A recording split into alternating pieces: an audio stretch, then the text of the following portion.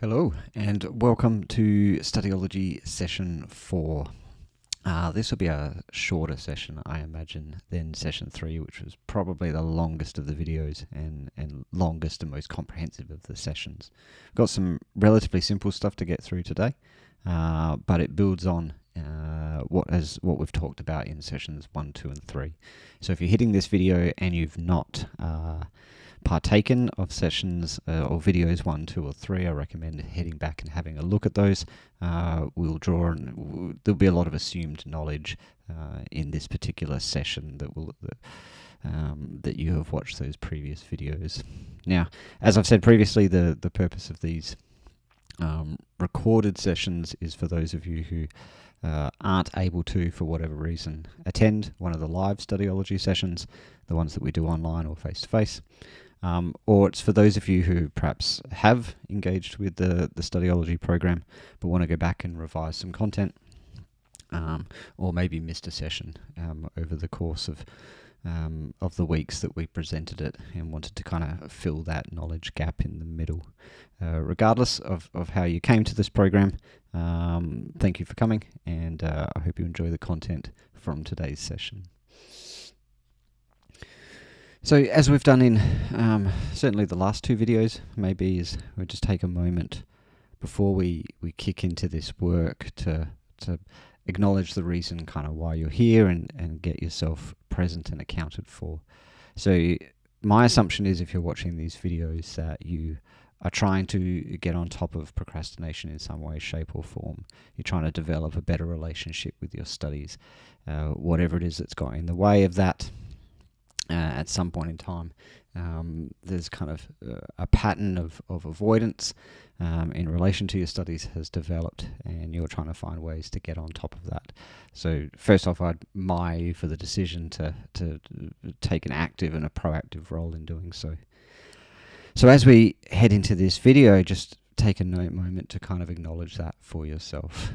Take a moment to acknowledge that you're here for the next 20 or 30 minutes to learn something that you can use to apply to your life to develop a better relationship with your studies. And for these 20 or 30 minutes, you have permission, give yourself permission to put aside anything else that's happening at this point in time. Put aside some of the other things that you need to do, things that have already happened during the day. Put aside or hold any maybe difficult sensations or feelings that you're having, and just recommit to that process of watching the video and extracting out of it what you can to help with your studies. And if it helps to take a couple of deep breaths where you are, really notice where and how you're sitting, and really kind of shut down any other potential distractions so you can devote your full attention to this video. Then take a moment to do that. Hit pause if you need to. Otherwise, let's kick off. So, we'll start with a recap. Not a recap of everything, but pretty much a recap of what we covered in Session 3. Because we covered a lot in that session. Certainly don't feel bad if you need to go and revisit that session again, or revisit some of the content in that session. But essentially we were building further on top of this particular diagram, which you're probably getting pretty familiar with at this point in time. And what we talked about, excuse me, what we talked about in the previous session was what we do at different parts of the curve in order to reorient ourselves back to our work. So we talked first about the left-hand side of the curve. So if you remember, as you form the intention to study or sit down to study, some difficult thoughts, feelings, memories, experiences, sensations kind of pop up. We call this kind of the pain of getting started. It can take many different forms. It can be more like anxious or worry. It could be self-doubt. It could be lack of confidence. It could be boredom. It could be just a desire to do anything else that's more interesting or more exciting at the time. There's some difficult feelings that show up at this point in time.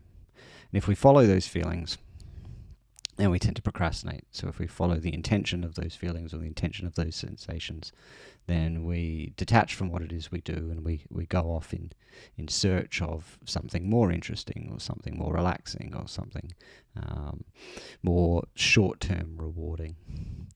And so we talked about some strategies on this side for making room for difficult internal experiences, making room for difficult thoughts or beliefs that show up, making room for difficult feelings or sensations or emotions that show up. And in this process of kind of making room for, we get ourselves some mental wiggle room that we can then use to redivert our attention back to the task at hand. And that these are skills, diffusion and acceptance are skills that can be practiced on a regular basis, and the more you practice them, the better you get at them. And the better you get at sitting with uncomfortable sensations, the less likely it is you will use them as an excuse or use them as a trigger to detach from your study and head off and do something else. It allows you to stay focused and on the task at hand. So we really talked about those two strategies in the context of the left-hand side of the curve, and then on the right-hand side of the curve, where we're talking about a stress level that's kind of starting to look more like panic at this stage, really high stress level, high arousal level. We looked at kind of grounding and arousal reduction strategies. So we talked about different kinds of breathing exercises that can be used. We talked about the 5-4-3-2-1, which is an exercise you actually learned in session 1 that can be used for this purpose. And all of these strategies share, I guess, a common goal of dialing back the stress level, dialing back the arousal level, calming or centering the nervous system a little bit, at least to the point where we can engage better with the task at hand, the study we have to do, the assignment we have to finish. These aren't strategies that are used to eliminate stress altogether. Not only is that not necessarily what we want, it's also that these strategies don't necessarily achieve that. But what they do is kind of calm down our nervous system, take a little bit, 10 or 15% off the top of that anxiety or worry or stress, and move us a little bit kind of further back along that curve, more towards this potential point here, this kind of ideal level of arousal or stress for performance. And so in that session, we ran through a couple of these exercises. We ran through a diffusion exercise, we ran through an acceptance exercise. I think we even ran through a simple breathing exercise as well. And then I provided some links for some additional kind of breathing, calming strategies that you could use. And in doing so, in kind of providing these diffusion, acceptance, and kind of calming strategies, we're very much well on the way to having something which I think of as a kind of a pre-work meditation or a pre-work ritual that we can follow at the point at which we develop the intention to study or we actually sit down to do our study. And this ritual can contain many different things, but the ones from this program that are of relevance are forming an intention to study, so an actual specific spoken or at least thought intention to, I am going to sit down for the next hour and study, to do some kind of exercise to get ourselves in the present moment, a 5-4-3-2-1, or just a breathing exercise, a simple meditation, that we make room for any difficult thoughts, feelings and sensations, utilizing those kind of diffusion and acceptance strategies as the kind of vehicle through which we do that.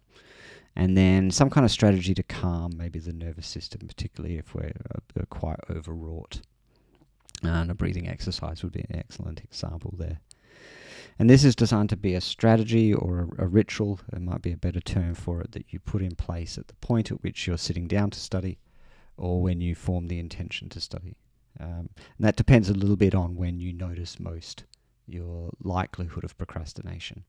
So if you are procrastinating pretty much at the point at which you sit down at your desk, but then you find yourself opening other things up and opening social media up and or getting up from your desk and going off and doing something else, then that's probably the best point for you to do it. But if maybe procrastination kicks in a little earlier than that, maybe earlier in the morning when you've made the decision to study that day, but you never actually make it to your desk, you never actually make it to your laptop to get started, you might need to put this ritual in place earlier. And at this point, and I sent you off in that session 3 to actually implement this ritual. And it's a good point, and you can pause the video if you need to, but it's a good point now to reflect on whether or not you're using any kind of ritual at this point in time as a lead into work. Have you developed such a ritual? Have you implemented any of the things that we've talked about in the previous 3 sessions? If so, how are you finding it? And if so, also, what is the kind of current status of your procrastination? Is it getting better? Is it about the same?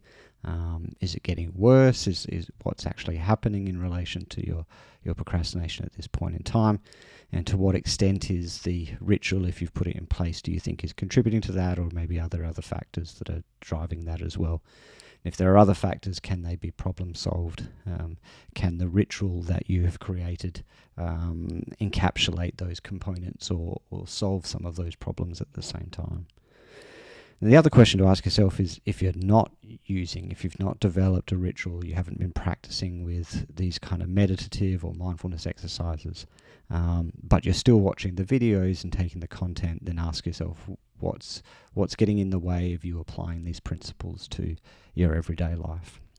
It may be some beliefs you have about whether these are going to be effective, whether they're actually really going to help you out. Might be beliefs you have about the severity or the immovability of your procrastination behavior.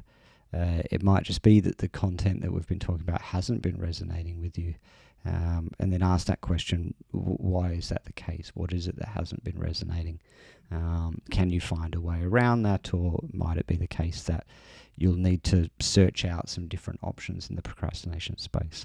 And that's perfectly legitimate to say that the concepts aren't necessarily resonating, and as such you haven't used them yet. I would say, though, that until you've actually tried on an ongoing basis to implement some kind of ritual that has these components in it, I wouldn't be too quick to dismiss the ideas within. It may be simply that dismissing the ideas in this program and not putting them in place is part of the procrastination itself, part of that kind of complex set of avoidance behaviors that have developed in relation to your study, and not doing the therapeutic parts of this program might have just become an additional part of that procrastination. So I'd encourage you not to abandon these ideas until you've at least given them a pretty decent crack. Now, what constitutes a decent crack? I would say at least 2 to 3, maybe 4 weeks of trying to put this in place on a regular basis. Practicing the different concepts, mixing it up, problem solving, trying it at different times a day, doing some trial and error and experimentation with it. I would probably at least give it 2 to 3 weeks, if not a month, before making the decision that the strategies are not helpful for you. So, in terms of what we're going to cover today in this video, it's actually relatively quick, but it's a core part, it's an additional part of the ritual that we're talking about. And what it does and what it helps us do is complete this triangle in terms of making sure you've developed, or you've at least learned about skills in each of these 3 parts of the triangle. So this triangle goes back to session 1. Psychological flexibility is this capacity that you're trying to build. Psychological flexibility is, in this case, the kind of antidote to procrastination. And psychological flexibility consists of kind of 3 sub-capacities. And those sub-capacities, when used in conjunction with each other, constitute this capacity of psychological flexibility, and it can be applied particularly to those situations that are where there's something we need to do that's important, It's either important to us or it's important in the context of how our life is unfolding, but we find ourselves avoiding it. We find ourselves putting it aside, doing other things, distracting ourselves, doing anything but the thing that we actually need to do. So the 3 capacities, so we've covered be present. That's really what we covered and talked about in session 1. In the last session, we talked about the open up part of the triangle, so the use of diffusion and acceptance strategies to make room for difficult thoughts and feelings and sensations. And then today, we're really focusing on this do what matters part of the triangle, so looking at values and committed action. And it's worth kind of noting here that if I were to kind of put the opposite components into this triangle, you would have a description of what procrastination is. So, if we're talking about rather than be present, we made that be distracted, right? Be easily distracted. Instead of open up, we would just make that kind of like follow our impulses, I guess. And in terms of do what matters, the opposite would be to really ignore what matters or avoid what matters. And if we make the opposite of this, then you've got kind of the formula for procrastination, right? Where you are easily distracted, you follow whatever emotional whim comes at that point in time, and it takes you away from doing the things that are important to you. So you can see how the development of the 3 parts, these kind of 3 subcapacities, is in itself kind of a very good way of thinking about countering procrastination. You're developing skills and psychological capacities that counter the natural kind of the elements of procrastination that you're trying to get on top of. And like I said, today we're going to focus on the do what matters. So before we talk about values, let's just take a very quick detour into a topic that most people know reasonably well now, and that's goals. So when we're talking with students about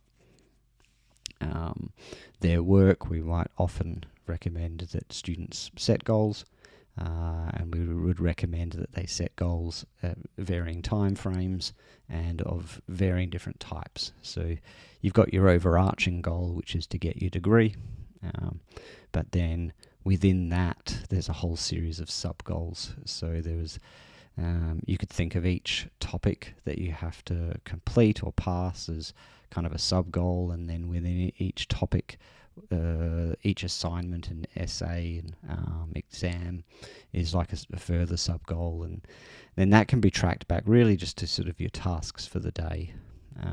So what do you have to get done on a daily basis to get those assignments done, to get that topic passed, to get that degree achieved? And so generally I believe certainly the last time I looked at it, the goals literature suggests that people who set goals tend to do better at the things at which they're setting goals for. So goals are a kind of a powerful avenue for motivation, and seem to be a reasonably powerful avenue for improved performance. And like I said, you would set goals at different levels. So goals for the long term, for the medium term, for the short term, and then the really goals on a day-by-day basis, the tasks that you have to get done. And so goals is a kind of good way of thinking about how to navigate through your degree in a kind of a very specific and precise way. But when we're talking about psychological flexibility, we're talking about something slightly different to goals, compatible with and complementary to, but different to goals. So when we're talking psychological flexibility, at least in this sort of ACT-specific term, we're talking about statements of the type of person that you want to be, statements of the type of life that you want to live, statements of the things that you want to devote the bulk of your time doing. They're really statements of how you want to live your life and the person that you want to be. And they're different to goals in that they're more like, rather than destinations, we might think of them as more like compass points. So to put that into context, let's kind of pull up this list of values here. I'm just going to increase the size of that so it's a little easier to read. So when we're doing values work with people, we usually get them to consider these kinds of lists. Now there's 300 plus 377 values on this list. And what we get them to do is we get them to look through this list and think about the extent to which they want to live a life or have a life that's consistent with that particular value. So I want a life of abundance. I want to be accepting. I want to be accessible. I want to accomplish a lot. I want to be very accurate and precise. I want to achieve a lot. I want to be very active, adventurous, affectionate, affluent, agile. And you can go through this list. Now, generally, you go through this list and everything kind of sounds good. In most cases, most of these, I think, values are oriented in the positive, right? They're things that generally people would describe they want to move towards. Now, the goal isn't to decide that you've got 377 values. Your goal is to go through this list and find 5 to 10 that really capture the kind of person you want to be in the life that you want to lead. So if I look through this list and spend some time thinking about how I want to live my life, there'd probably be a few that kind of throw up. There'd be a few that show up. Throw up's a terrible term. So, for example, I look through this list and creativity would be a really important one for me. I would consider it to be important that I'm always doing something creative. I would probably also consider, for example, accomplishment or achievement to be important. So I like to live a life that's project focused, right? And that I take each project to its logical conclusion. I think there's probably another one on this side here. As I've got older, frugality has been an important value to me. So to make good use of the resources that I have, and be sensible and controlled in the way I kind of spend or utilize the resources that I have. And so everyone's going to have a kind of different set of values that characterize the kind of person that they want to be. And it's important here that we're talking about the kind of person that you want to be necessarily versus how you think you are. So a value that you are currently achieving, we would call a strength. A value that you don't think you're quite achieving yet, or not really living in accordance with yet, but would like to, we would call that something like an aspiration, something that you're moving towards. So there's two things that I want you to do with this list, and I'll link the list below. So the first thing I want you to do is go through the list and just think about your life more broadly, and pick 5 to 10 of these. Really limit it to 10. You really need to go through this list and be very clear about the ones that you pick out that are important to you. So 5 to 10 values that characterize the way you want to live your life more broadly, and then repeat that process and do 5 to 10 that characterize the kind of student that you want to be, the way that you want to conduct yourself in relation to your studies. Right? And then on the basis of that, you're going to develop what we call a value statement. So I'm going to make the assumption, and this might be an unfair assumption at this stage and is worth evaluating for yourself, but I'm going to make the assumption that you chose to do a degree, you chose to study at university because it is a manifestation of some existing values that you have. Maybe an interest in learning, maybe an interest in growth and getting better over time.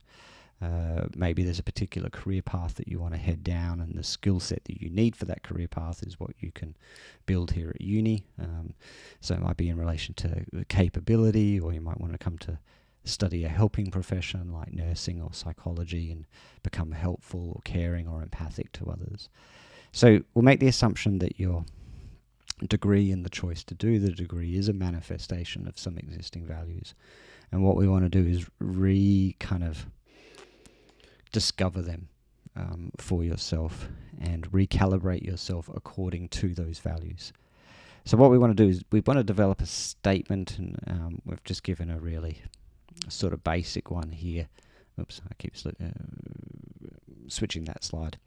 The key statement here is something along the lines of, when I'm struggling with my studies or find myself procrastinating, I will remind myself that I want to be the kind of person that, and that's where you enter those 5 to 10 values that you think characterize the kind of student you want to be and the kind of university experience you want to have.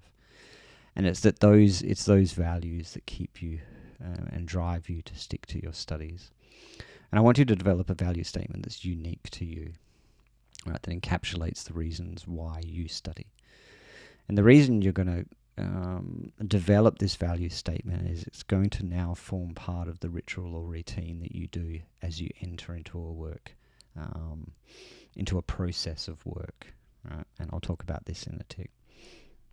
Now, to be clear, you don't have to word this in the way I've worded it here.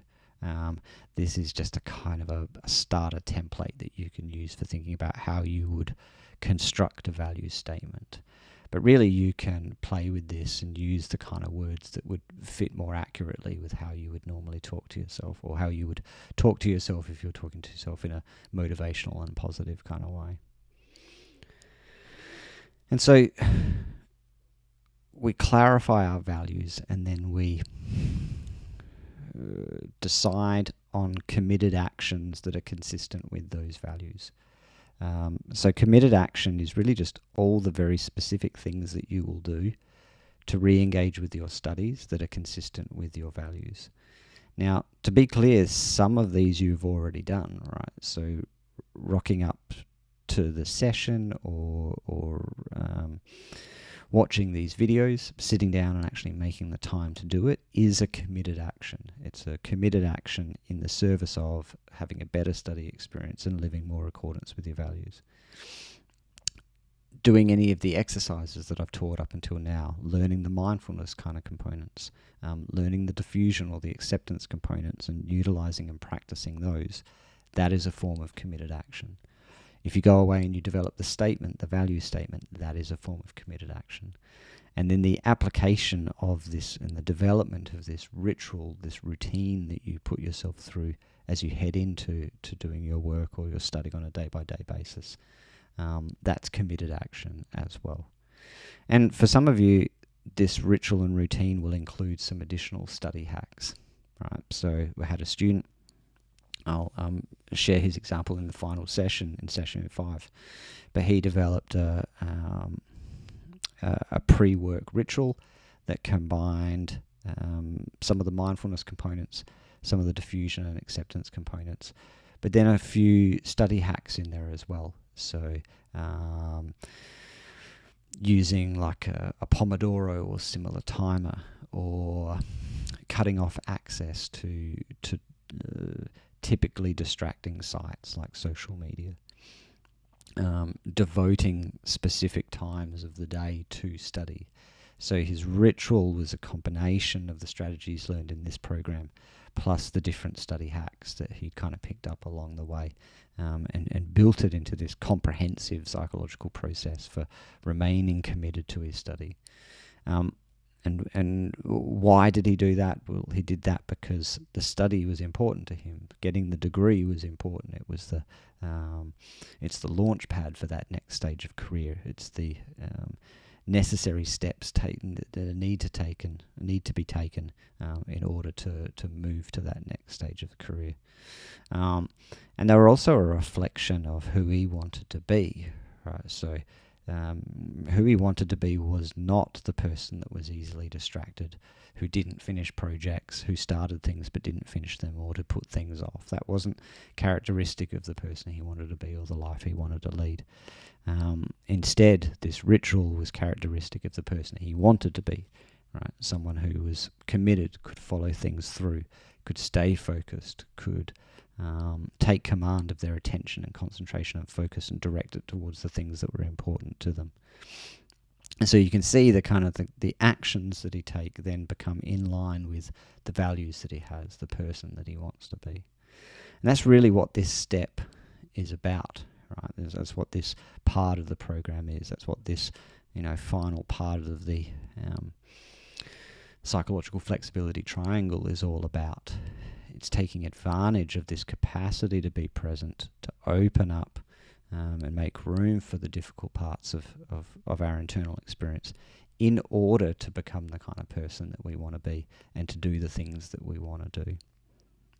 And once you've got these three in place, like I said, you've got the kind of ingredients or the components of a antidote to procrastination. So with this piece, this kind of the final piece really. So this is, like I said, we've completed the triangle at this stage. We have now this complete psychological process or a ritual for approaching your study. And it's for use when you sit down to study or when you form the intention to study. And the example I gave before about think about the point at which you most commonly get derailed from the study process. This is the point at which to put this psychological process into play. It's got key elements. And so as you're building the ritual, and I invite you to add other elements to it, cup of tea, make a biscuit, set down particular clothes, time of the day, you can add all those additional parts of the ritual, but the parts that you need in relation to the psychologically flexible aspect is to get present, some sort of mindfulness exercise, to notice and make room for difficult thoughts, feelings and sensations. That's the diffusion and acceptance component. A reminder to yourself of why it is that you've committed to study, why sitting down at this point in time and doing this work is important to you. That's the values work. And then, having done that, formulate your first task and then get started. And then notice along the way if procrastination kicks in, and it will. Right? So putting the ritual in place will not eliminate all signs of procrastination from that point on. I wish it did. What it will do, though, is give you a way of getting back into the task at the point at which you notice that you've procrastinated. You'll also become better at noticing when you've actually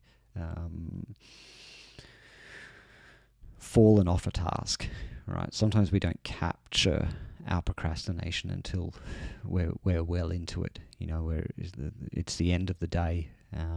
We've just realized that we haven't got any of the stuff done that we needed to because we kept putting it off, putting it aside, doing other things. With this process and ritual in place, you'll start noticing more and more and earlier in the process when you actually are procrastinating, when you actually have disconnected from the task at hand and the different ways that has happened. And I encourage you to go back to, I think it's session 2, and some of the exercises we did in session 2 and some of the content from session 2 in terms of improving your personal radar, your procrastination radar, so that you can detect procrastination much earlier in the process and be able to put this kind of process in place, this kind of ritual in place in order to get back on track. And so my recommendation for this session is very similar to my recommendation for next session, which is to set aside these study times each day of the week where you would study and practice building and putting this ritual into place. And the element that you're at the addition from today's session that wasn't in your ritual up until now was that value statement, that reminder to yourself of why it is you're studying and the kind of person you want to be, and why doing this task right now, doing this assignment, preparing for this exam, doing this lab experiment, whatever it is, why doing that is actually important in terms of where you're trying to head in your life and the person that you want to be. Now there is a file, an audio file, in which kind of I run through each of these strategies that can be found in the Dropbox link, and I'll include the link below. You don't need to use the audio file though as a process. You can build the ritual now out of the different components that you need. You can find a good a good mindfulness exercise. You can find a good breathing exercise. You can find a good diffusion or acceptance exercise, and you can start building like a kind of a Lego set your particular your particular ritual. But if sort of getting a feel for that ritual is helped by listening to something, that audio file is there as an option. And again, I know I've said this many times in this session, probably to the point of exhaustion, but this idea of building this ritual, this psychological ritual as an entry point into study is really your goal, right? And refining and honing that over time. So, congratulations. You've reached the end of session 4, and there's only one more session to go, session 5, which I hope to be recording and posting soon. In session 5, we're going to do a big recap of everything we've covered to date. I'll get you to consider what you've learned along the way, what you have and haven't applied, and why that might be the case. And then we'll just talk more broadly about avoidance, and its kind of its nature and the way it not only can kind of disrupt our study experience, but it can disrupt many different experiences in life. And we'll talk about the antidote to avoidance more broadly, which is this concept of exposure, and we'll tie that into the work we've done up until this point. So check below or wherever you found this video for the links to the Dropbox folder, the audio exercises. You'll find links to the other videos in that space as well if you need to catch up on them. Have a good week applying these principles, or a good couple of weeks, or however long it is until you watch the next session. I'll see you back here for the 5th and final session. And if you have any feedback or questions, please direct them to me at my Flinders address. Otherwise, have a great week. Best of luck.